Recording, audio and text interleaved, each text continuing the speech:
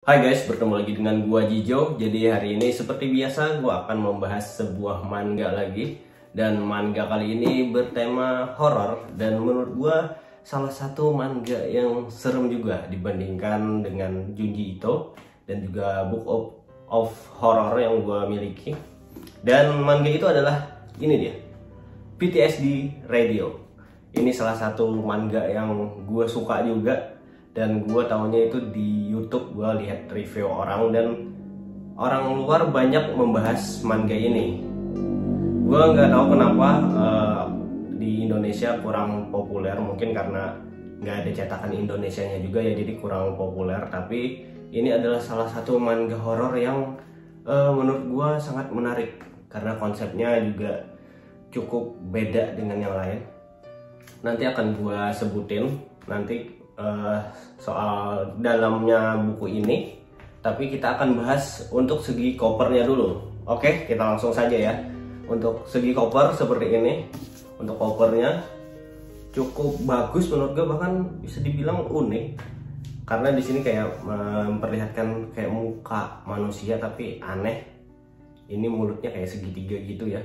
Dan ini ada mata, kemudian di sini ada pernak-pernik radio gitu, ada speaker, terus apalah itu ya, agak gua kurang tahu juga komponen-komponennya. Tapi di sini ya, untuk covernya ini dicetak dengan ada beberapa nih kayak tulisan mata, kemudian mulut, dan radionya ini ya, itu tuh dicetak dengan emboss, jadi timbul. Dan kalau kita pegang ini kerasa banget, apalagi di bagian giginya ini juga kerasa banget, kayak jadi giginya tuh kayak nyata gitu. Gue agak-agak ngeri juga ya. Untuk matanya juga bisa kita sentuh dan kerasa gitu, timbul ya. Dan unik banget, bagus malahan menurut gue. Jadi kesan seramnya makin kelihatan dan makin kerasa lah. Kemudian apa ya, menurut gue agak jarang cover yang kayak gini, yang apalagi yang gue beli ya. Jadi kayak agak-agak lebih unik lah dibandingkan yang lain. Suka banget gue. Untuk di bagian samping ini sama ya, kayak ada timbulnya sedikit gitu di bagian tulisannya, bisa gue rasakan kalau gue sentuh kayak gini. Dan cukup bagus juga ya, simple dan enak dibaca gitu. Untuk di bagian belakang simple juga kayak gini. Dan di sini timbul ya, dan di bagian sini enggak, sini sinopsis, simple aja. Dan untuk bagian yang timbul-timbul ini dicetak dengan glossy, jadi enggak nyatu gitu nanti dengan yang latarnya. Kalau yang latarnya kan dibikin doff, dan ini dibikin glossy, jadi bagus, kelihatan makin timbul jadinya, bagus banget. Terus untuk kerapiannya, karena ini cetakan Kodansha ya sebenarnya, tapi sama kayak Viz Media, kurang rapi di bagian sininya. Gue nggak tahu kenapa ya, untuk cetakan luar tuh emang kayak kurang rapi gitu potongannya. Kalau di Indonesia jujur rapi-rapi terus ya, dan bagus gitu. Gue suka banget kalau cetakan Indonesia tuh rapi gitu potongannya ya. Tapi kalau yang luar, aduh sayang banget, kurang rapi. Untuk yang reguler ya, kalau misalkan untuk yang lebih apa ya, lebih expensive, lebih mahal, itu lebih rapi. Tapi ini enggak sih, enggak rata gitu. Untuk jenis ini, untuk jenis covernya juga ini kayak cover yang agak rentan patah sih menurut gua. Jadi kalian harus berhati-hati ketika membuka, karena ini gue mengingatkan gue dengan cover Death Note yang Black Edition yang di belakang itu. Jadi mudah banget patah gitu, bukan kayak cover yang biasanya yang glossy ya, yang elastis dan kuat. Ini karena dibikin yang doff gitu, jadi kayaknya cover ini mudah patah. Jadi hati-hati aja kalau pas membaca, jangan sampai kelipet banget. Untuk segi cetakannya udah detail banget, udah tajam banget. Jadi nggak perlu kalian ragukan lagi ya, karena ini juga cetakan luar. Dan kertasnya juga tebel, dan kita akan diberikan beberapa lembar yang berwarna seperti ini. Lihat, keren banget di bagian halaman pertama ya. Ini juga lihat, serem banget. serem, aneh, disturbing lah intinya ini. Nah, untuk judul-judulnya unik nih. Jadi kayak apa ya, gelombang radio gitu, nomor-nomor radio gitu. Jadi ketika kita nyari radio, kalau kalian yang pernah main radio ya, pasti kayak nyari nomor-nomor tertentu yang ada apa, nomor-nomor radionya lah. Kalau kalian pernah main radio ya, gue agak kurang paham juga untuk menjelaskannya, tapi biasanya ada nomor-nomor radio gitu, frekuensi-frekuensi radio gitulah. Dan cukup unik juga untuk judulnya, jadi akan kayaknya gue pun nggak paham untuk judulnya ya, karena cuman ditulis dengan frekuensi gitu doang. Dan untuk ceritanya sendiri, karena kita sudah bahas ya, untuk detailnya sudah jangan dibahas, sudah detail banget. Dan oh ya, sebelum ke cerita, ke artnya dulu sih. Untuk artnya itu udah bagus banget, udah detail menurut gue. Bahkan di bagian art-art yang seremnya itu disturbing banget, bahkan bikin gue merinding juga. Terus untuk bagian detail backgroundnya pun sudah detail banget, bagus. Jadi worth it banget sih menurut gue untuk beli yang ini. Untuk artnya ini mengingatkan gue dengan art apa ya, manga soal musik. Dulu gue lupa lagi namanya apa ya, intinya manga soal musik. Gue kayaknya masih punya nggak ya,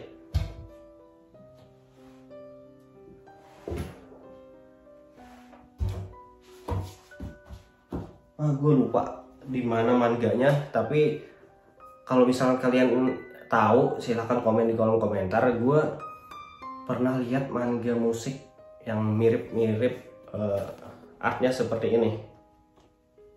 Mana ibu perlihatkan? Nih, kayak artnya, aduh, mana ya yang cukup kelihatan mukanya gitu. Gue cariin dulu ya.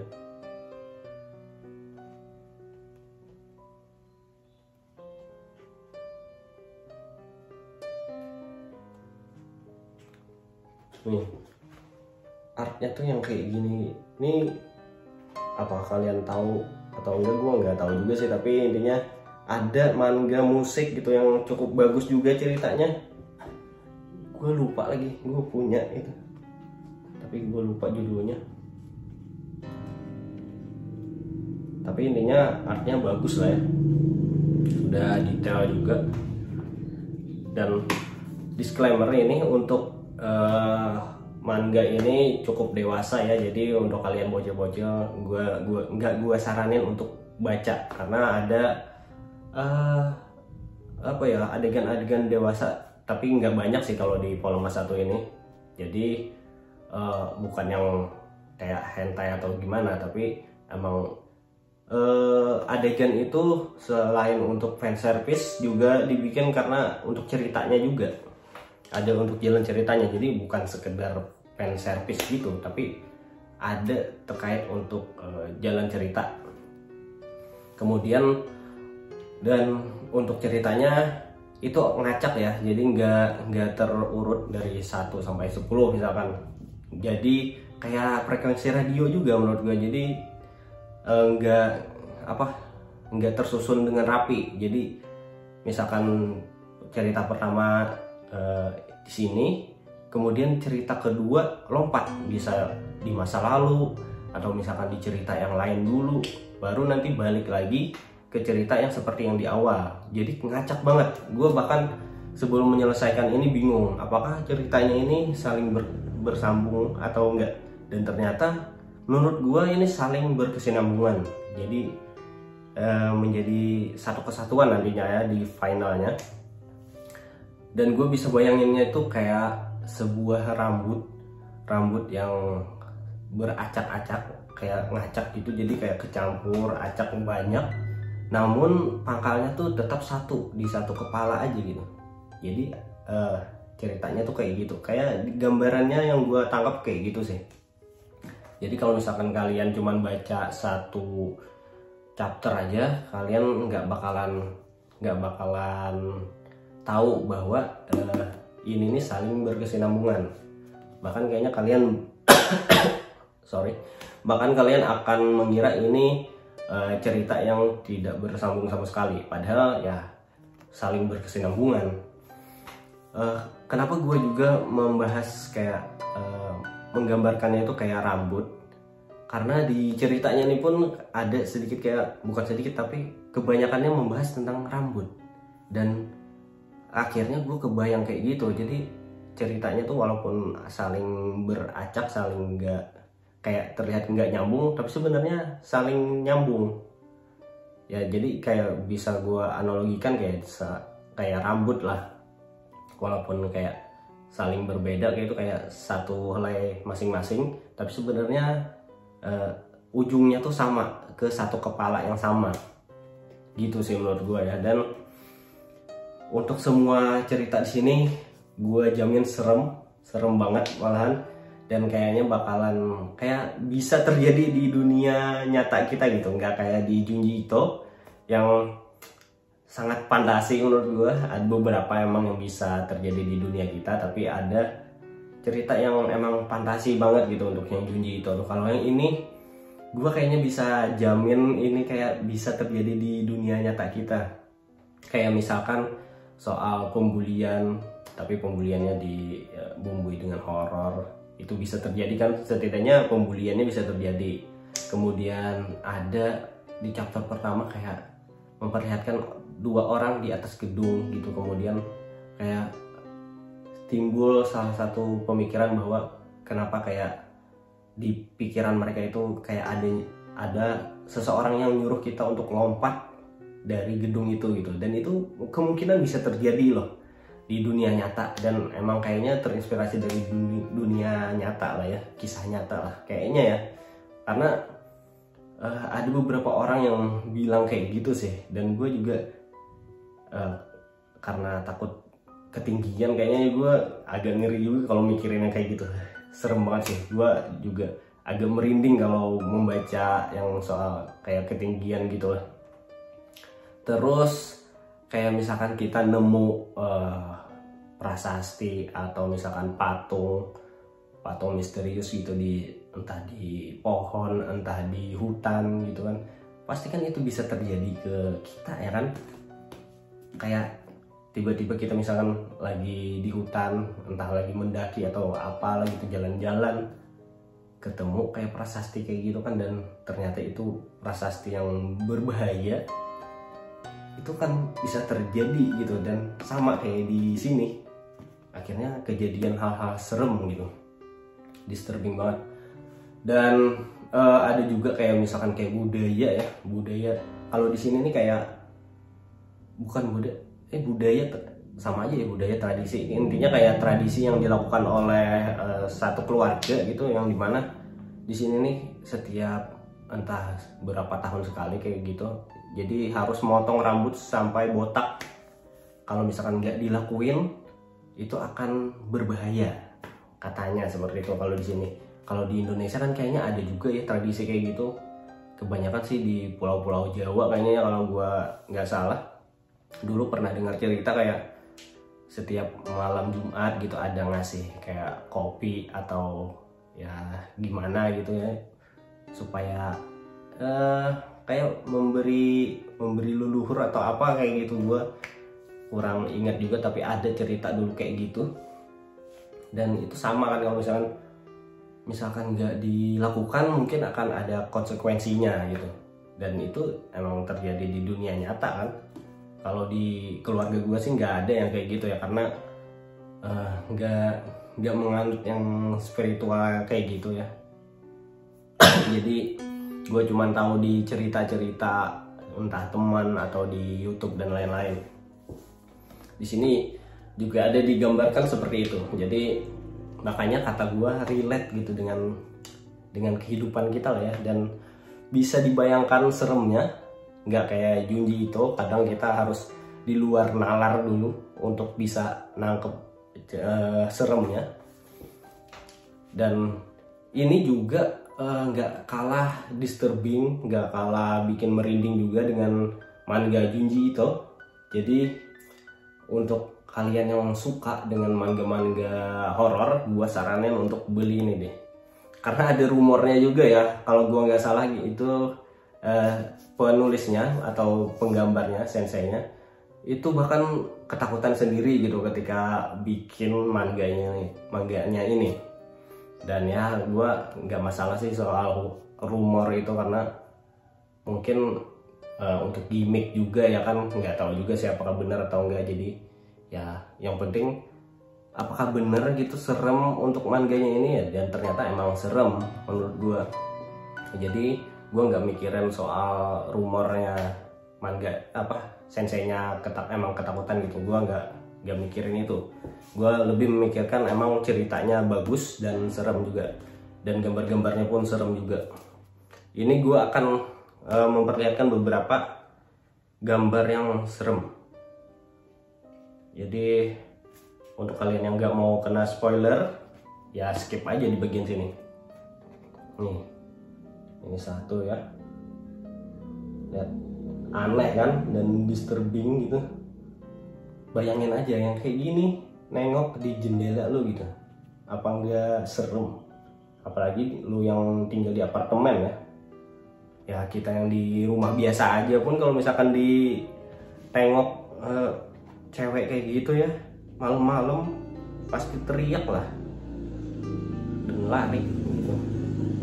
Ini juga yang salah satu yang walaupun patung Buddha kayak gitu ya, kayaknya patung Buddha atau patung apa itu biksu, tapi aneh, ada tanduknya jadi kayak setan gitu ya.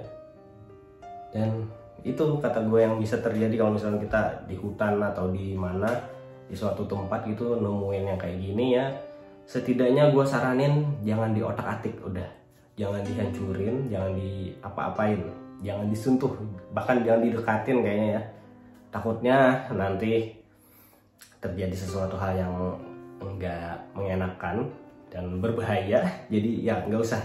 Kalau lihat yang agak aneh, udah mending minggir aja, mending menjauh dari sana. Menurut gue sih, untuk menghindari cerita serem. Terus nih bahkan yang kayak gini, horornya ini menurut gue selain horor hantu juga ke psikologi. Jadi menambah seremnya dan juga bikin merinding. Psikologi itu emang bikin kita merinding banget sih. Ini sama kayak gini. Ini kalau nggak salah ceritanya kayak ada laki-laki dan perempuan gitu tidur bersama kan, kemudian si cewek itu kayak bangun sendiri gitu dan memperhatikan si cowoknya. Dan itu kan kalau kita bayangkan di dunia nyata kita gitu, di kehidupan asli kita, kayaknya bakalan serem banget deh kalau misalkan lu bersama istri lu misalkan atau bersama suami lu tidur, tapi tiba-tiba si pasangan lo ini ngeliatin lo aja gitu dengan tatapan kosong, dan lu bisa tahu tuh misalkan ada CCTV mungkin di rumah, atau tiba-tiba lo kebangun terus lihat dia mandangin kita gitu dengan tatapan yang melotot kemudian kosong. Itu kan serem banget gitu, gue aja merinding nih gue bilangnya kayak gitu ya, karena malam-malam gitu, apalagi kan lampu redup gitu misalkan tidur berdua dan dilihatin kayak gitu, serem sih. Bukannya romantis tapi serem, apalagi kayak gini ya, gue bayanginnya seremnya kayak gitu. Dia matanya melotot kemudian tatapan kosong, habis itu senyum. Udah itu udah ultimate banget sih menurut gue seremnya. Kayaknya gue harus ngelaporin pasangan gue deh kalau kayak gitu, entah ke psikolog atau ke ustadz gitu. Bisa aja kan dia kesurupan gitu. Serem banget sih. Terus gue perlihatkan lagi ya,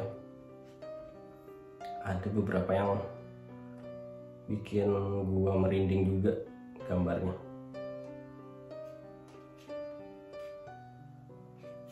Nih gambar-gambarnya ya kayak gini, serem-seremnya nih.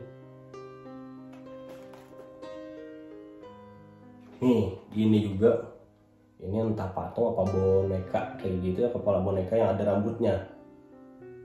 Nah ini salah satu yang serem juga, kalau dilihat lama-lama serem asli. bikin merinding, apalagi bacanya malam. Terus mana lagi ya? Nih gambar yang kayak gini doang nih, menurut gue serem juga. Padahal manusia biasa lah. Terus mana lagi ya? Nah ini nih sama menurut gue kayak yang Book of Horror itu bisa bikin muka manusia tuh jadi kayak serem gitu dilihatnya.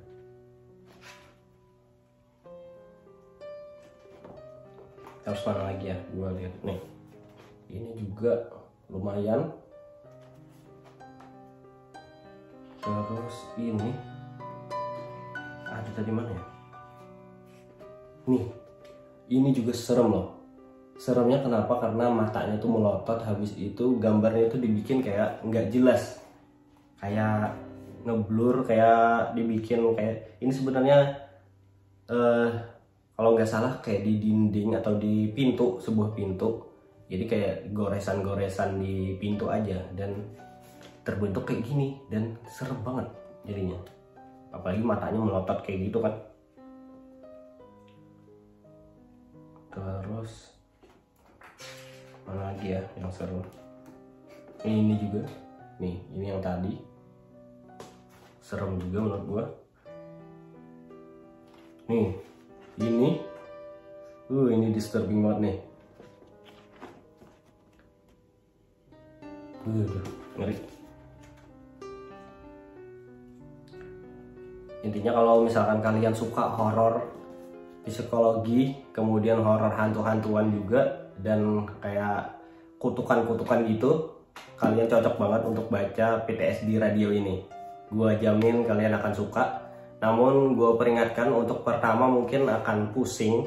Pusing tuh bukan berarti pusing kepala, tapi pusing alur ceritanya, karena ini ngacak. Ceritanya tuh ngacak banget. Jadi kalau misalkan nggak menyelesaikan satu volume, kalian akan bingung gitu. Tapi kalau sudah menyelesaikan satu volume, kayaknya akan sedikit ada gambaran bahwa oh nanti chapter ini ke sini ternyata, dan chapter ini ke sini. Nyambungnya gitu menurut gue ya, karena ada waktunya tuh ada yang flashback jauh banget ke zaman yang Edo atau apa ya, yang masih rambutnya kayak gini nih, zaman dulu banget kan. Dan ada juga yang zaman udah modern banget, yang zaman sekarang lah intinya. Jadi yang membacanya harus teliti lah ya menurut gua. Walaupun ini singkat-singkat aja ceritanya, jadi cukup nyaman untuk dibaca dan diselesaikan. Tapi kita harus memperhatikan kayak Easter egg-nya gitu, kemudian ceritanya harus benar-benar kita pahami, jadi tahu nyambungnya kemana gitu. Jadi menurut gua ya, apakah gue akan menyarankan ini ke kalian? Ya pasti, karena ini worth it banget ya. Dan ini sudah keluar 2 volume di Periplus. Itu volume 2 sudah ada keluar. Mungkin nanti kalau gue udah punya uang lebih, gue akan beli. Dan gue akan review lagi untuk volume 2, karena gue suka banget dengan ini. Gimana menurut kalian? Kalau misalnya kalian ada pendapat yang lain, silahkan komen aja di kolom komentar. Dan sampai jumpa di video gua berikutnya. Bye bye. Ini lampunya kurang kuning ya. Lupa gua apa? Gua klik. Seharusnya biasanya kayak gini. Nah, lebih orange maksudnya ya. Lebih bagus kayak gini nih soalnya. Nah, tapi ya sudah lah ya. Sudah gua video juga, lama-lama ngomong capek juga. Oke, bye.